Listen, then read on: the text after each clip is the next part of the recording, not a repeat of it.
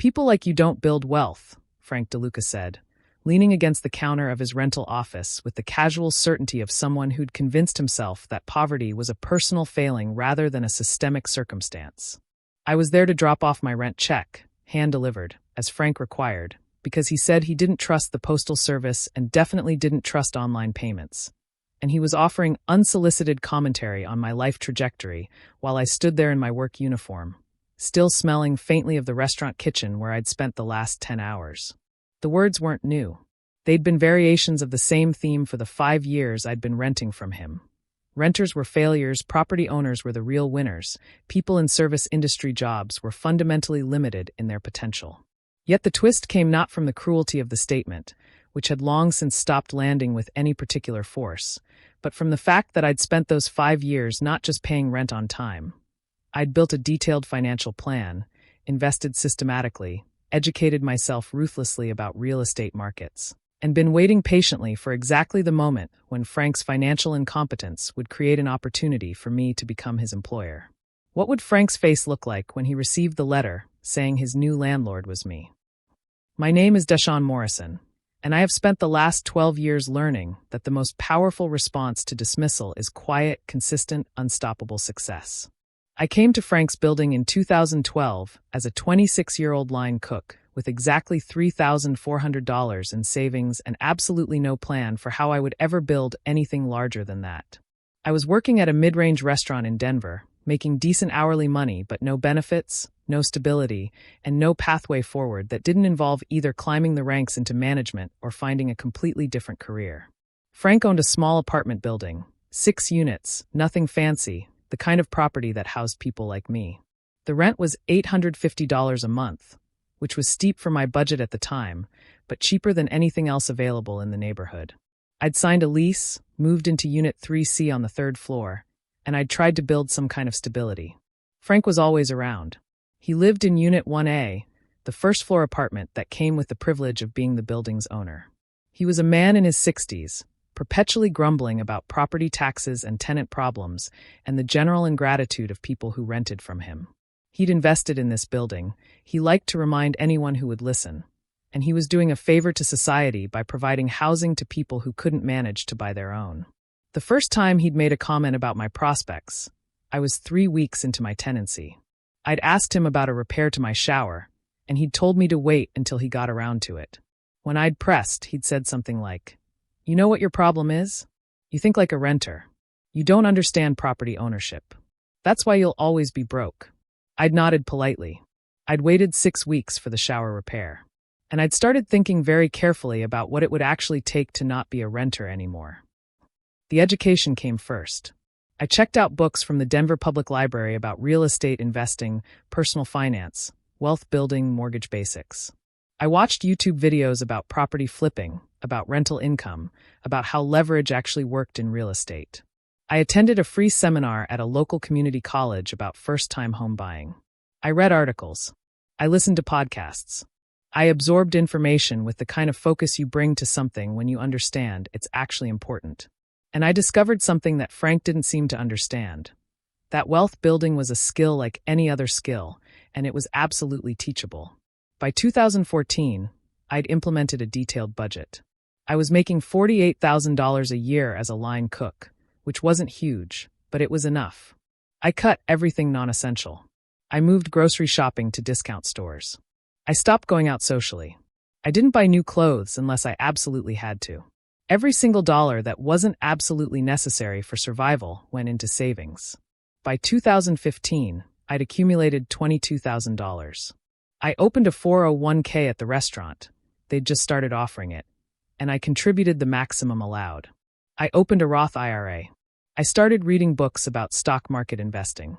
I began to understand that wealth wasn't built through a single transaction.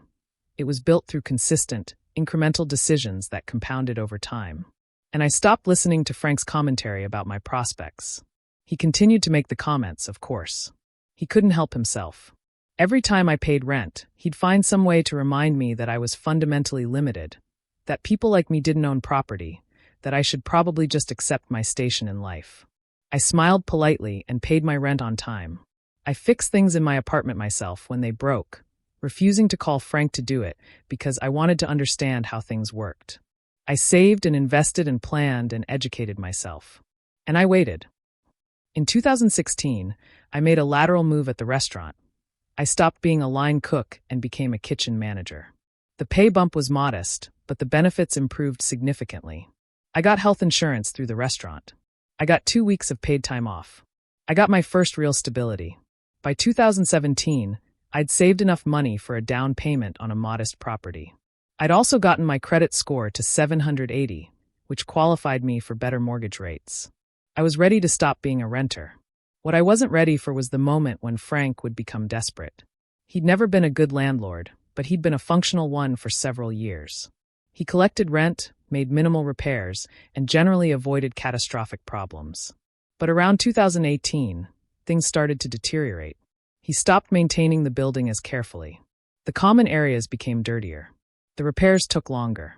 And then, in 2019, I started hearing rumors from other tenants. Frank had financial problems. He'd overextended himself on other properties. He had debt. His mortgage on this building was adjustable rate, and when the rate adjusted upward in 2020, his monthly payments had become unsustainable. By 2021, Frank was clearly struggling. He raised rents by 15%, citing market conditions. But the condition he was actually citing was his own financial mismanagement. He started asking tenants for late fees. He started threatening evictions for minor violations. He became, frankly, a desperate man trying to maintain the appearance of authority while everything was falling apart. I'd moved out by then, bought a small property in a less trendy neighborhood, fixed it up, rented out the extra bedrooms to pay down the mortgage faster. But I kept track of Frank's building. I kept track of the property values. I kept track of his deteriorating situation. And I waited for the foreclosure. It came in March of 2023. The notice was published in the Denver Post. The building at 3847 Larimer Street, Frank's building, where I'd lived for 5 years, was going to foreclosure auction. The opening bid would be based on the outstanding mortgage amount, which was something like $420,000. I called my real estate agent that day. "I want to bid on this property," I said. "I want to win the auction." "Do you have the financing in place?" she'd asked. I did.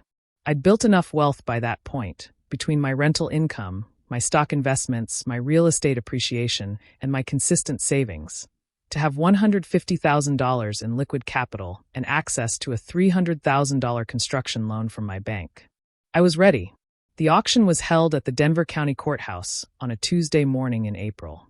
There were 6 other bidders, mostly real estate investors and property companies. I'd set my maximum bid at $480,000, which would have given me about $60,000 in equity once I factored in the mortgage payoff. I won at $465,000. I was now the owner of Frank DeLuca's building. The notification letter went out 2 weeks later, after the title transfer was complete. It was formal, professional, and devastating in its politeness. It informed the current tenant that the property had been purchased and would be under new management. It provided information about rent payment procedures. It included my contact information and the information for the property management company I'd hired to handle day-to-day operations. It was signed by me, Deshaun Morrison, owner. I don't know what Frank felt when he received that letter. I never asked him directly. But I heard through the property manager that he'd gone pale. That he'd asked who the new owner was. That when he'd been told it was Deshaun Morrison, and then understood exactly who that was, he'd sat down very suddenly. He didn't contact me. He didn't try to appeal to me or convince me to sell back to someone else. He simply packed his belongings and moved out within the 30 days required by law. Before he left, though, he came to Unit 3C, the apartment where I used to live, and asked to see me. The property manager called and told me about it. I agreed. Frank was smaller than I remembered him being. Or maybe I'd just grown. He looked tired, defeated, like someone who'd spent a long time running on fumes and had finally stopped. "I made a mistake," he said, and there was no arrogance in his voice, just a flat recognition of fact. "With you. With how I talked to you. With everything." "You did," I said. "But you also inadvertently taught me something valuable." "What?" he asked. "That the only real limitation on building wealth is believing that you're limited," I said. "You spent 5 years telling me that people like me didn't own property. And every single time you said it, it made me more determined to prove you wrong. So in a weird way, you were my motivation. That's not a comfort, he said.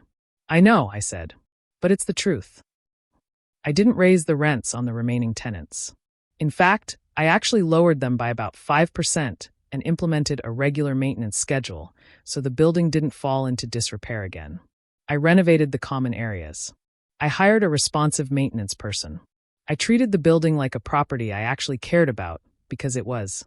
Frank had taken a job as a warehouse supervisor for a logistics company. He was renting an apartment now, like I used to be. I never saw him again after that final conversation. The building appreciated in value significantly over the next few years. By 2026, it was worth approximately $620,000. I eventually refinanced and used some of the equity to buy another property, which I also renovated and rented out.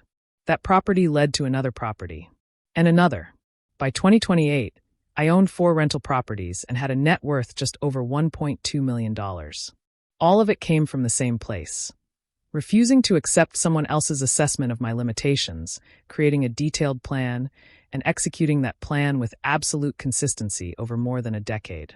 I sometimes wonder what would have happened if Frank had treated me differently. If instead of dismissing me, he'd offered to mentor me, to help me understand property investment, to encourage me to build wealth in a way that didn't involve proving him wrong. Would I have done it anyway? I think the answer is yes. But I also think I wouldn't have done it with quite the same intensity. There's something about being underestimated that creates a particular kind of fuel. There's something about someone telling you that you can't that makes you absolutely certain that you must. Frank's dismissal of me wasn't actually about me. It was about his own insecurity. He needed to believe that renters were fundamentally limited, because if he acknowledged that renters could become owners, then his own position of authority would seem arbitrary rather than inevitable. He needed me to be small so that his own mediocrity could feel like achievement. I understood that by the time I was maybe 29 years old. And once I understood it, his dismissal couldn't touch me anymore. It became information. It became fuel. It became the thing that kept me focused on the 10-year plan. The irony is that my success wasn't about being smarter than Frank or more talented than Frank. It was about being more consistent. It was about understanding that wealth builds incrementally, that small decisions compound over time, that patience is actually a superpower in a world that's obsessed with instant gratification. Frank didn't have that patience. He wanted to be rich now. He wanted to be respected now. So he cut corners. He overextended. He made desperate decisions. And it all collapsed. I wanted to be wealthy long-term, so I made boring decisions. I saved consistently. I invested methodically. I waited for the right opportunity, and then I executed on it. When Frank received that letter telling him his new landlord was Deshaun Morrison, the tenant he'd spent 5 years dismissing, I like to imagine he had a moment of reckoning. A moment where he understood that his assessment of me had been completely wrong. That the person he'd decided was fundamentally limited had actually been the one building something real while he was just coasting. But even if he had that moment, it was too late to matter. He'd already made his choices. I'd already made mine. And in the end, the person with better choices ended up owning the building.